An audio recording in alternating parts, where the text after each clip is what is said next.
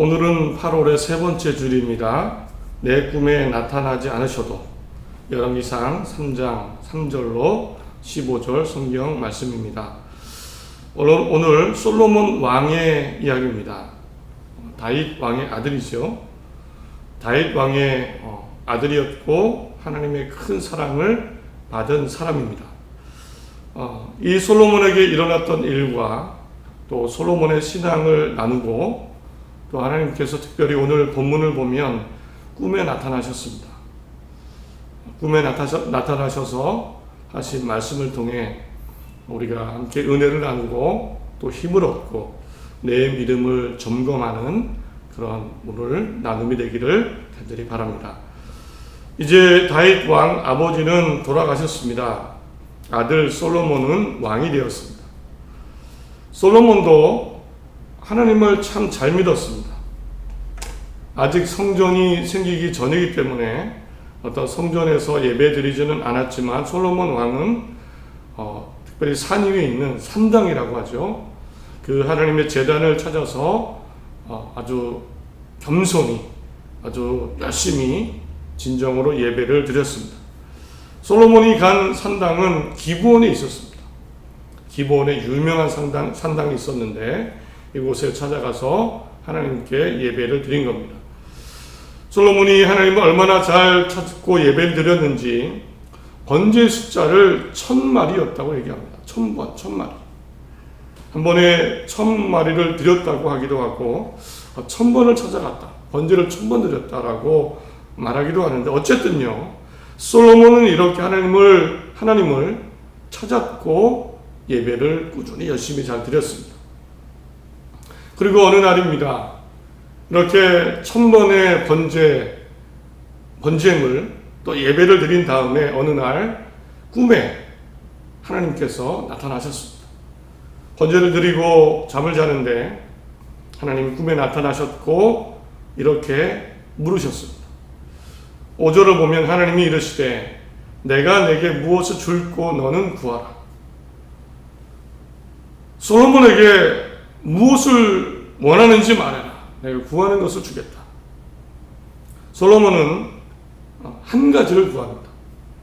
9절 보면 듣는 마음을 종에게 주사 주의 백성을 재판하여 선악을 분별하게 하옵소서. 솔로몬은 설명 말씀을 드립니다. 아버지 다윗을 이어서 왕이 되었는데 아직 저는 어리고 직무를 어떻게 할지 모릅니다. 게다가 백성은 참 많습니다. 저에게 선과 악을 구별할 수 있는 지혜를 주셔서 백성을 잘 다스리게 도와주십시오. 하나님이 이 구하는 것을 들으시고 정말 기뻐하셨습니다. 이렇게 말씀하시죠. 내가 부자가 되게 해달라고도 하지 않고 원수를 죽여달라고 요구하지도 않고 게다가 나를 위해서도 너를 위해서도 구하지도 않았다. 다만 백성을 다스릴 지혜를 구했으니 내 요구대로 청명, 지혜를 주겠다. 거기다가 내가 요구하지 않은 부와 영예도 주겠다. 하나님이 정말 기뻐하셨습니다. 지혜도 주셨고 또 부귀와 영예까지 주셨습니다. 그리고 마지막에 한 가지 하나님이 이렇게 덧붙이시고 말씀하시고 꿈에서 깨게 됩니다. 14절에 내가 만일 내 아버지 다윗이 행함같이 내 길로 행하며 내 법도와 명령을 지키면 내가 또 내 날을 길게 하리라. 마지막에 말씀하시기를 아버지처럼 아버지가 행한 대로 내 법도와 명령을 잘 지켜라. 그러면 내가 장수할 것이다. 이런 말씀하시고 꿈에서 솔로몬은 깨게 됩니다. 실제로 이후에 보면 바로 이어지는 한 일화가 있죠. 한 살아있는 아기를 두고 두 여인이 싸우는데 누가 진짜 엄마인지를 모릅니다. 이때 지혜를 내서 솔로몬이 진짜 엄마를 찾아주는 일화가 이어집니다. 하나님이 정말 지혜를 주신 겁니다. 온 나라에 소문이 퍼졌고 이제 솔로몬은 나이가 어렸을 수 있지만 사람들에게 진심으로 인정받고 존경받는 그런 왕으로서 살아가게 됩니다. 오늘 솔로몬이 꾼 꿈의 내용입니다. 대략적인 내용입니다. 이제 이 꿈 이야기를 이렇게 살펴보면서 한 가지 마음에 듭니다. 마음에 들어오는 생각은 왜 이렇게 솔로몬의 꿈에 하나님이 굳이 나타나셨을까? 나타나셔서는 내가 내게 무엇을 줄 거라고 물어보셨을까? 너에게 주겠다. 무엇이 필요하냐 물어보셨을까? 우리 거꾸로 해야 되지 않습니까? 하나님께 우리가 구하고 하나님 보시고 살펴보시고 주시는 게 정상적인 절차인데 하나님이 먼저 나타나신 겁니다. 내가 필요한 게 뭐냐? 원하는 게 뭐냐? 내가 주겠다. 거꾸로죠. 이런 일 흔치 않습니다.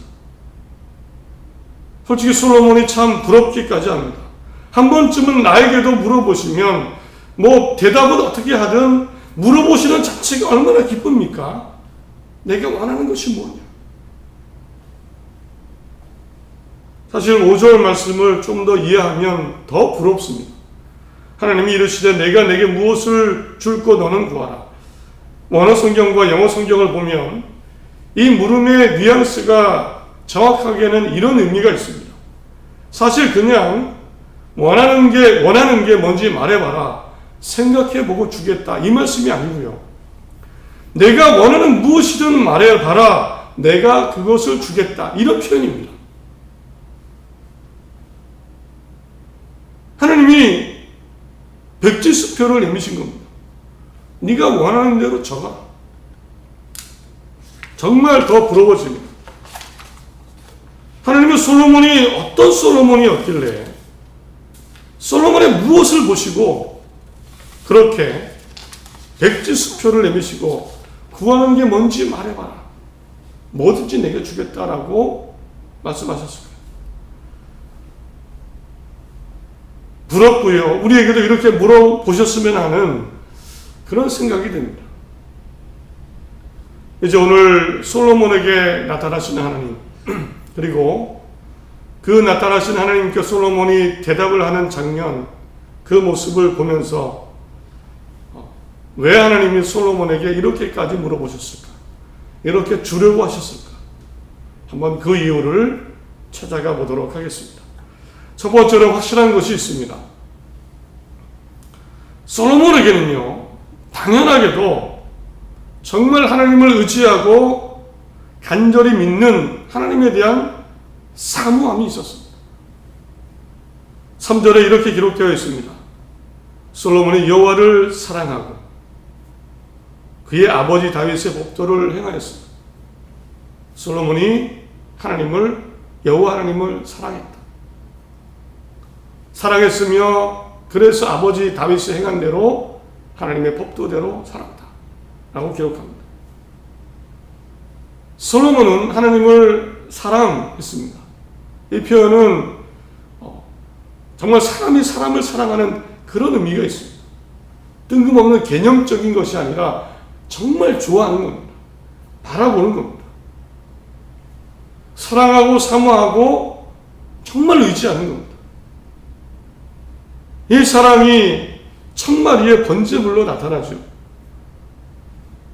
생각해보면 사실 솔로몬의 그 권력과 위치로 보면 100만, 1000마리.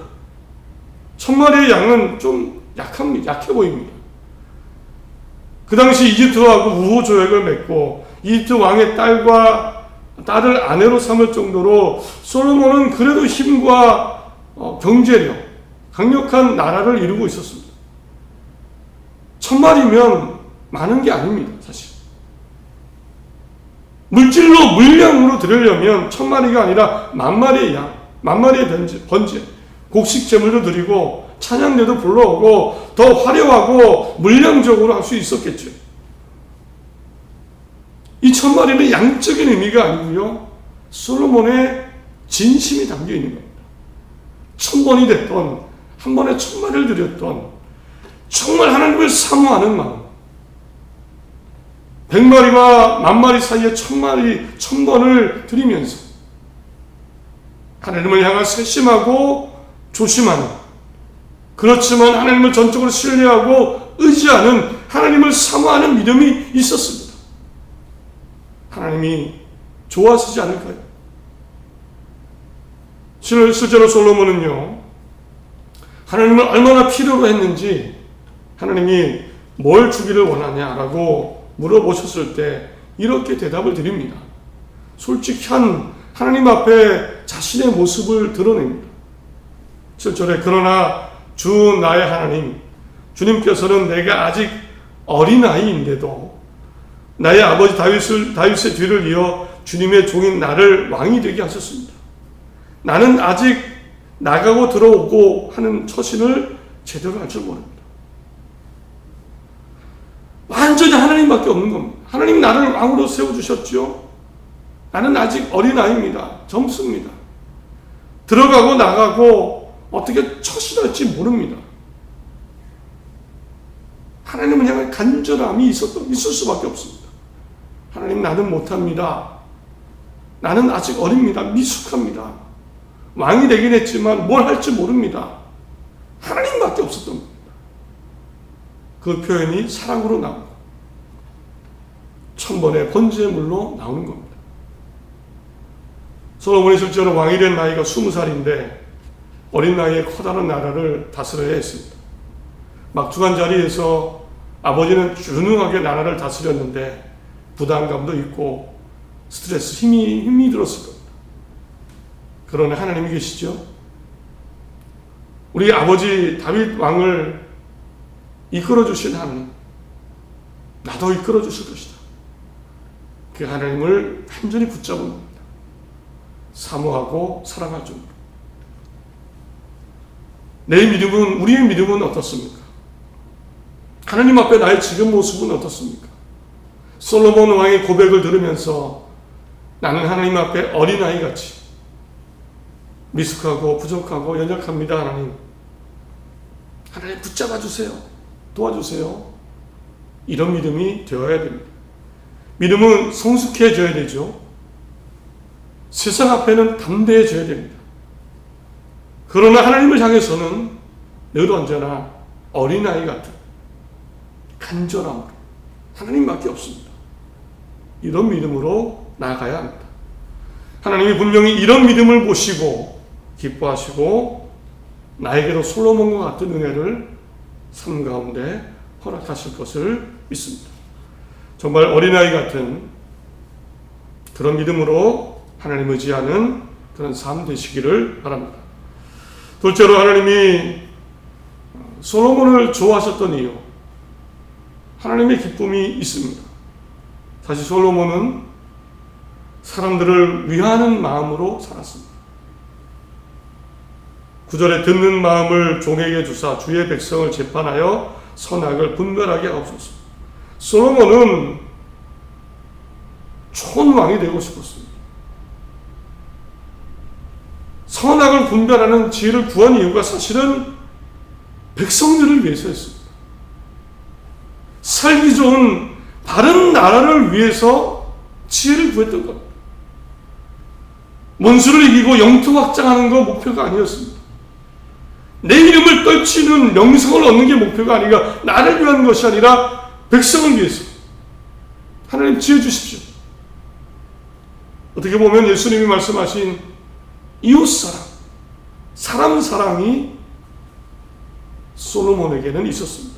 하나님은 이것을 기뻐하신 겁니다.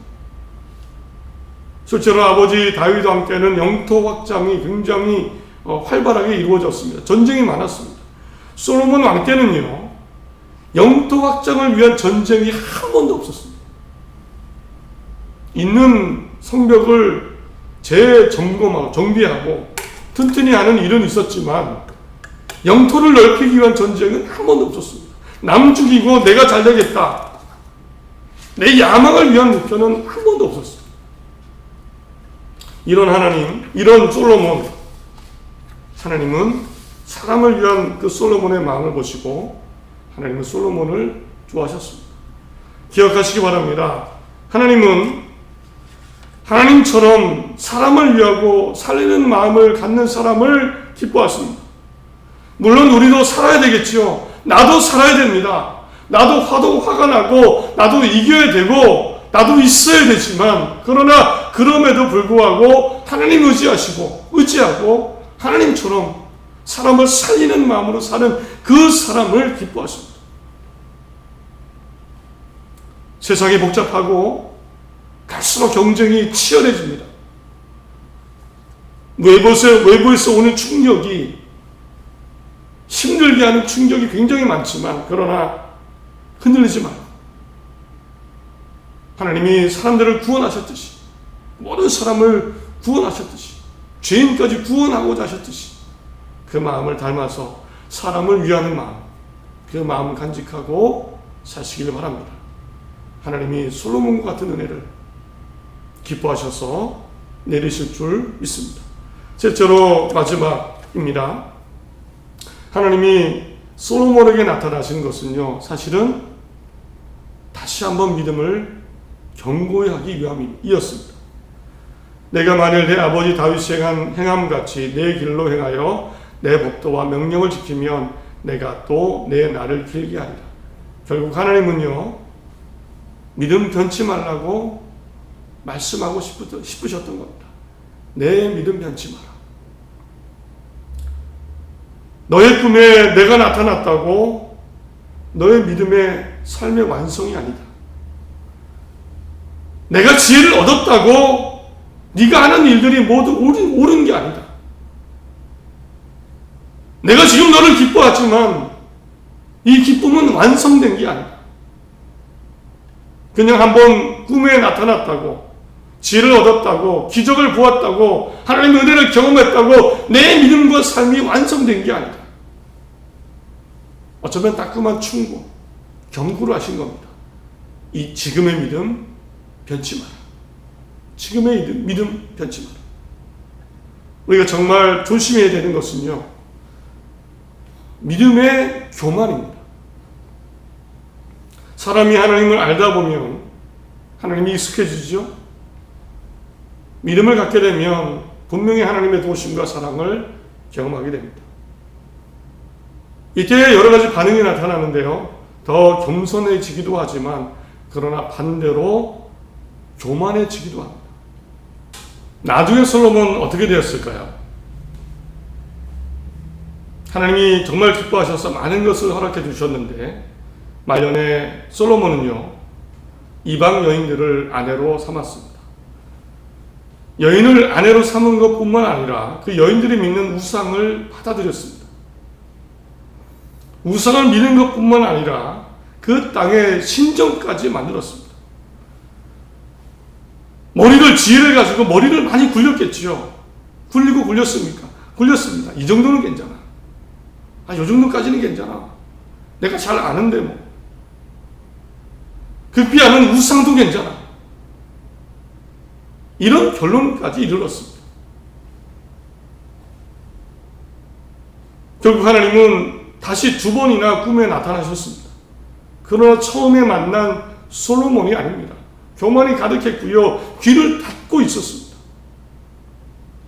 결국 수많은 적군들이 일어나서 전쟁이 생겨나고 결국에 솔로몬 이후에 나라가 두 개의 나라로 갈라지게 됩니다. 하나님은 이미 경고하신 겁니다. 내 믿음 절대 변치 마라. 교만해지지 마라. 그러나 솔로몬도 이렇게 나중에 교만해짐으로 망가지고 말았습니다. 믿음은 누구에게나 교만이라는 위험성이 따라오게 되어 있습니다. 하나님의 기적이 있고 도우심이 있겠죠. 그러나 어느 순간 내가 할 수 있어. 내가 했어. 내가 잘나는 거야. 이런 마음이 들어오고 나도 솔로몬처럼 교만한 신앙으로 죄를 지을 수 있습니다. 교만을 경계하시고 정말 늘 어린아이 같은 처음 믿을 때의 마음으로 하나님을 의지하고 믿음으로 겸손히 나아가시기를 바랍니다. 말씀을 맺습니다. 사실 우리는 솔로몬 그렇게 부러워하지 않아도 됩니다. 이미 성경에 다 나와 있습니다. 하나님이 말씀하셨고 약속해 주셨고 필요한 대로 우리에게 허락해 주실 것입니다. 이제 하나님을 믿되 그러므로 단순하게 마치 어린아이 같은 믿음으로 믿으십시오. 하나님은 전능하신 하나님이시다. 하나님에 대해서는 머리를 많이 굴리지 말아야 됩니다. 하나님은 그냥 하나님이시다. 그러므로 내가 하나님을 의지할 때 정말 전능하신 하나님으로 간절히 믿는 겁니다. 이것저것 따지고 그러기보다는 전능하신 하나님을 사모하며 바라보고 의지하는 겁니다. 그리고 나도 하나님처럼 사람들을 존중하며 하나님이 그것을 기뻐하시죠. 사람을 살리는 마음으로 사는 겁니다. 무엇을 주셔도 무엇을 안 주셔도 그래 하나님이 최고야. 이런 겸손함으로 사시기를 바랍니다. 비록 꿈에 나타나지 않으셨어도 실망할 필요가 없습니다. 하나님의 역사가 당장 보이지 않아도 낙심하지 않아도 됩니다. 성경에 기록된 대로 나에게도 알맞게 역사하시고 도우실 것을 믿습니다. 이 하나님의 살아계시고 함께 하심을 믿으며 새로운 한 주 힘내어 시작하시기를 바랍니다.